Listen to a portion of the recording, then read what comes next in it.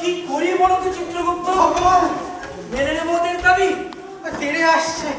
না বাবু না, এত শয়তান পৃথিবীতে গেলে কত মতো মানুষেরা দলে দলে মরবেছে।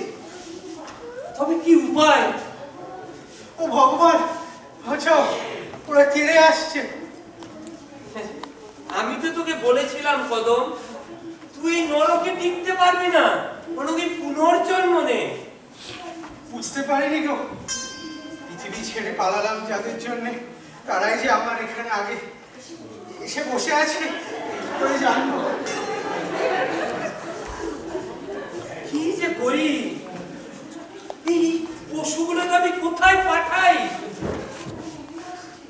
ও ভগবান, ওরা ওরা তেড়ে আসছে, আমায় ছিঁড়ে খাবে। ওদের সরাও, ওদের জঙ্গলে পাঠাও। এই হ্যাঁ হ্যাঁ, ওদের পশু বানিয়ে জঙ্গলে পাঠাও। চিত্রগুপ্ত, খারাপ বলিনি, দাবি পুনর্জন্মে, তবে নরজন্ম দিতে হবে এমন কোনো কথা নেই। পশু জন্ম দিন না।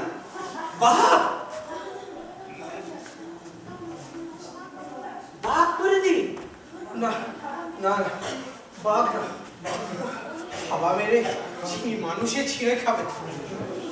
না না, তাও তো বটে।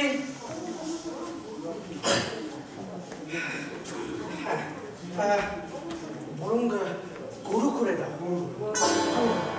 গরু? হ্যাঁ হ্যাঁ, গরু।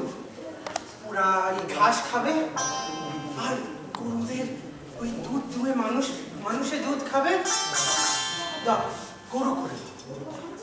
ওদের গরু বানিয়ে সব ছেড়ে দাও। হ্যাঁ হ্যাঁ, এতকাল যারা শোষণ করেছে তাদের এখন দহন করে মানুষের দুধ খাবে। ভালো বলেছিস কদমদা, ভালো বলেছিস। গরু, গাই গরু সব কটাকে গরু বানাবো। দাও, খাতাখানা দাও, লিখে দিচ্ছি গো জন্ম।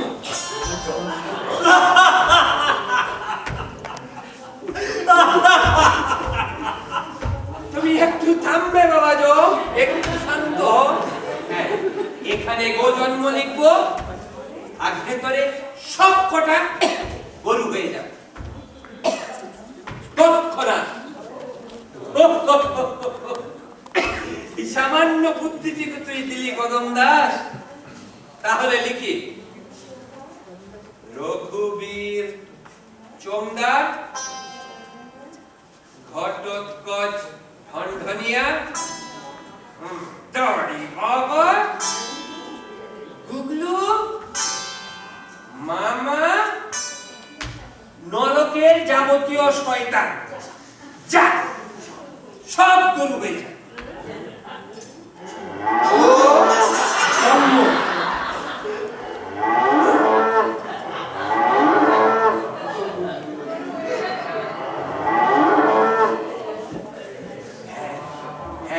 এবার মর্ত থেকে যে বজ্জাত্রা আসবে সঙ্গে সঙ্গে গরু। না না না না না, সব গরু না, কিছু কিছু শেয়াল আর শকুন বানাবো। নরকের এই নোংরা রাখবে। তাহলে এতই যখন হলো তখন আমায় ছেড়ে দাও প্রভু। আর এই গরু কটাকে আমার হাতে সঁপে দাও। কাঁধে জল চাপিয়ে চাষবাস করি।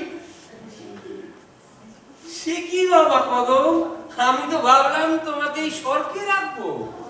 না না না না, দাদা, এই স্বর্গে শুয়ে বসে ঘুমিয়ে ওই সুখ আমি চাই। আমি মানুষ, খেটে খুটে বাঁচতে চাই। সে বড় শান্তি প্রভু, সে বড় সুখ। আর একবার বাঁচতে বড় স্বাদ জাগে। তথাস্তু। যাও কদম দাস, জীবনের আনন্দ উপভোগ করো।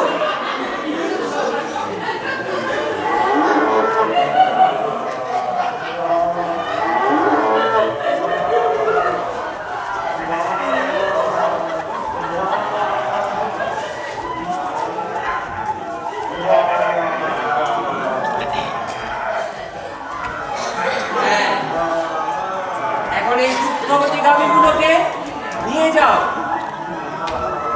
ওদের কাঁধে জল চাপিয়ে চাষ করো, আর ওদের এই পিছের চামড়া থেকে জুতো বানিও, আর এই শিং দিয়ে বস্ত্র বানিও।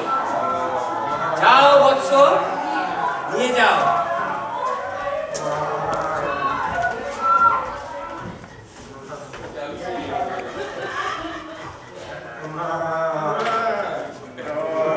তথাস্তু বৎস, যাও।